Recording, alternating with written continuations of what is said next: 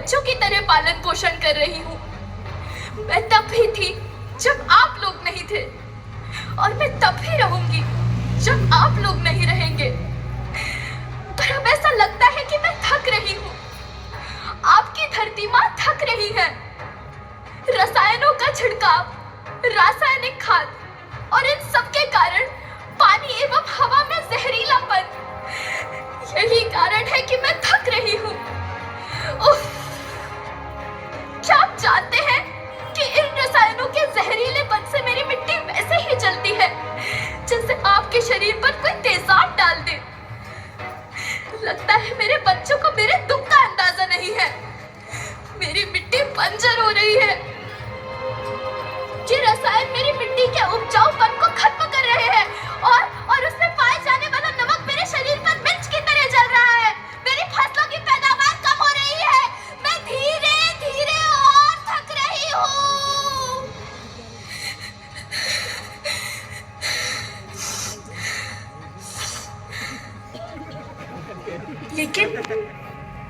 लेकिन अब मुझे याद आता है कि पहले मैं बहुत सुंदर थी, बहुत प्रसन्न थी, हमेशा हंसती थी। मुझे अब भी याद है।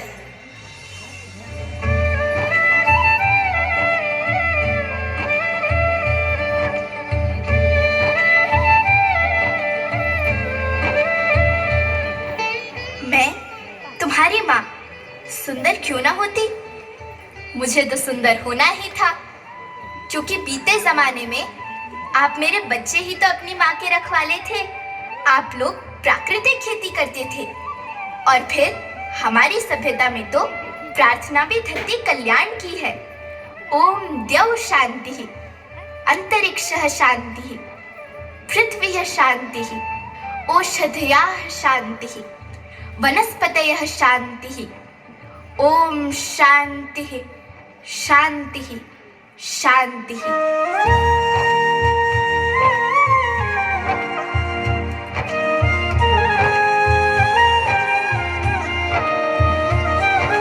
नदियाँ, जंगल, झरने, पर्वत रखना इन्हें संवार के, इनको रौंदा तुम न बचोगे, धरती कहे पुकार के। बेमौसम की वर्षा होती, कहीं पे मिट्टी बंजर बनती, बंजर मिट्टी और भी तपती, धरती कहे पुकार के।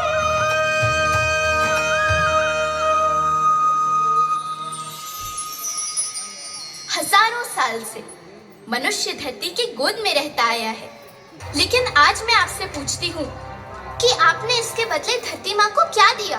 ये जहरीले रसायन व प्राकृतिक खाद जो मिट्टी को बंजर कर रहे हैं, उर्वरकता को बर्बाद कर रहे हैं।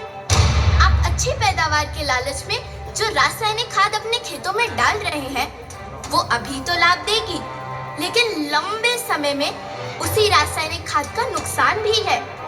रासायनिक खाद जहर समान है, और तो और फसलों में पानी की खपत भी बढ़ गई है, जिससे खेती की लागत बढ़ रही है और पानी का स्तर जमीन के काफी नीचे जा रहा है।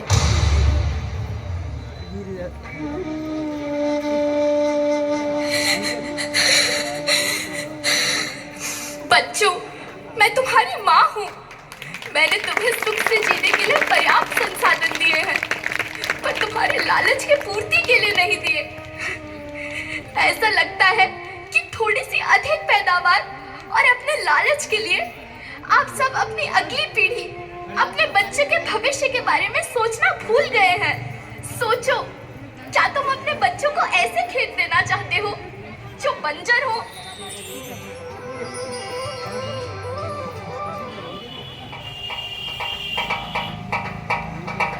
अभी न संभले मेरे बच्चे तो फिर तुम पछताओगे। नेचुरल फार्मिंग न हुई तो हाथ धरे रह जाओगे। माँ का शोषण कौन है करता, कौन है मिट्टी सहज सुधरता, जब से जैविक खाद को छोड़ा, खुशहाली से नाता तोड़ा। अभी न संभले मेरे बच्चे तो फिर तुम पछताओगे, तो फिर तुम पछताओगे। लेकिन धरती माँ, आपको सुरक्षित और प्रसन्न रखने का उपाय क्या है? एक ही उपाय है, धरती एक, परिवार एक, भविष्य एक। इस मूल मंत्र को आत्मसात कर लो।